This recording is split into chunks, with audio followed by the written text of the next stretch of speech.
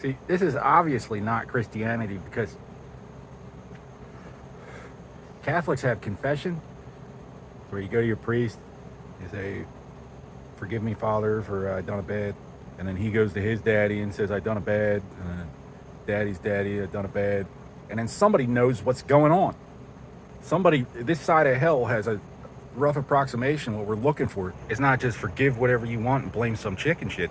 IRS out here pointing fingers in a kindergarten. Maybe it was that guy. And that's how the last king of Scotland, that's how a cannibal, Central African cannibal warlord elected himself president of Scotland. Maybe it was that guy. Gingers have magical properties, pissed on for flavor and roasted in an oil drum. Protestants say they protest the indulgences, which is a myth. Some Jew lasted a couple weeks. If you get into it with a theologist, they protest the massacre of the Druids, which makes more sense. But in theological terms, they protest the existence of a foreign god, king, or army on the land. Something we can help you with, Your Majesty? The United Nations was founded to prevent World War III, like everything else Islam does, badly. For what purpose could the United Nations have been founded, judging by their fruits, other than for homos, Muslims, communists, and assorted various and sundry fucking retards to pretend they're negotiating with disciples of Moses and Christ? The show must go on, but in order for us to do that, we have to keep the doors open. What we appear to be witnessing here is some sort of religious conversion. A cult establishes filial ties to the land and its people. That's where we get last rites. Currency, codified law, real estate. Cults are a real thing. They have a right to life, liberty, and property within the geopolitical boundaries that they claim. There's nothing holy about the Holy Roman Empire. It was already a Roman Empire at the time. The corporation is canonized in the New Testament by the Apostle St. Paul for saved Christians and kosher Jews. Now, kosher Jews don't have a New Testament. 600 years later, Islam learns how to read and begs to differ. Well, that's fine if you're a Muslim, but if there is one Allah and Muhammad is his prophet, it's not a corporation, let alone canonical.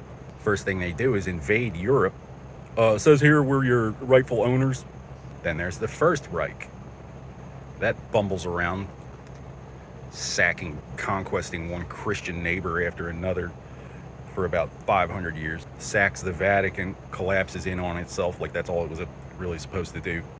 After 600 years, they banned reading and burned witches, which didn't stop right away because then there's the Protestant Reformation, but that coincides with the rise of the Ottoman Empire, the flat earth global white slave trade. 600 years of this, and we get that.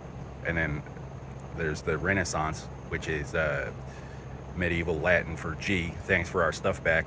Germany gets the printing press, so while they're learning their ABCs, we're getting classical art back from antiquity. Then there's the Age of Exploration, and this is the United States of America because Amerigos Vespucci already knew about it. It became Columbia when Columbus said, I know, we'll call it India, and then we could just pretend we were lost. And that's why the Native Americans are called Indians as opposed to Americans. So history is riddled with this illusions of people, that our new owners just being too goddamn dumb to figure out. Pope Francis kissed First Nations, kissed an Indian. So we exist. The new Pope is actually from this continent, so it exists. I actually swore a Hippocratic oath, and I don't know if they saw it or not, but I posted it and addressed it to the late Saint Franciscus on Twitter, and some people were like, oh, he's not sainted yet, but he will be because he abolished the hospitallers. They just don't know it yet. Rumor has it Gandhi's false beliefs reached up from beyond the grave and clawed his wife down to hell with him.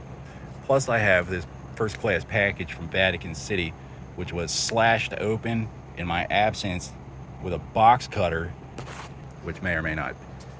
What suggests to me that Al-Qaeda is excommunicating their targets without consulting the absolute ruler of that place which is not here. They just don't get it. They don't understand how all this works. Separation of church and state means that not only is this not a church, but I can also contract government services as needed, conduct legitimate affairs with the government of this place.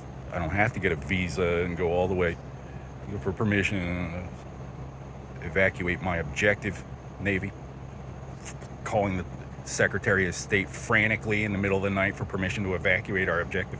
So if you're not just some faggot that's supposed to leave, if you're staying, if you're a stayer, reliable men and women, I have drafted guidelines for the objective identification of unconstitutional state media activity on the land for the sake of my country. Our enemies support the gay revolution because they can't possibly win on their own. They're stupid. They wouldn't know what to do if they did win. Nobody could possibly be this stupid by themselves. It's a conspiracy. They've had outside help. So Islam is not a real religion that our democracy has to sail for. Socrates isn't sailing around the globe. You know what globe means? To prove it's flat. News team. So Islam doesn't get a navy or science, intelligence, none of that. They swore to their God. Islam means peace. So every time they pick up a sword, they make a liar of their God. Christ promised 1,000 years of peace because we have indoor plumbing and roads and police and laws even. It's the year of our Lord 2025 because the law is still delivered in Latin. If you don't like it when you're leaving, first do no harm. You're not a doctor in any religion. The Apostle St. Luke was a doctor with a diploma from the Great Library at Alexandria. So it's allowed. Islam doesn't really have a concept of doctors because in the dusty third world shithole where it came from at the time, they have the Hashashin, which is where we get the word assassin. So physician or not, it's not a diplomatic biophysician. It's not the Greeks. We also have some type of healer, but first I shall do no harm, and then a doctor is compelled. A real doctor knows there's no forgiveness for being too dumb to do your job. Failure is not an option. So I have drafted guidelines for the objective identification of unconstitutional state media activity on the land, and I don't know who you think is going to be doing the objective identifying sugar tits. It's going to be men and women who are trained and sworn to preserve and defend the Constitution against all enemies, foreign and domestic. Why did they say it that way? Why choose those words in particular? Foreign and domestic? Domestic enemies? Because Islam defends its own enemies by appointing homos and fucking retards on high. The last emperor of China had one domain, presumably China. The last king of Scotland ate his political rival, and his belly is covered in domains. All the little blonde kids, anyone matching the description from top to bottom. The last king of Scotland, the ruler of the cosmos, the holy emperor of the space-time continuum, and owner of all the little blonde kids.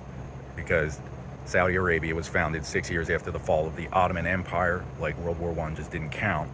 The flat earth global white slave trade needed a mulligan, couldn't let Gandhi's Muslim neutrality go to waste. So this is Ottoman Empire 2.0.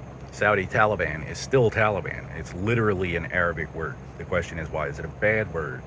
The good Muslims. The Irish invented whiskey. That's advanced chemistry. What were you going to do with all that oil and no distillation besides fling it at each other in wooden boats? Coal from where? Islam believes our ancestors escaped enslavement by theirs. See Exodus. You've heard of it. And we are all born fugitives of a debt that can never be repaid. But the Scottish invented criminal forensics. If there's a bunch of Muslims, we can afford it.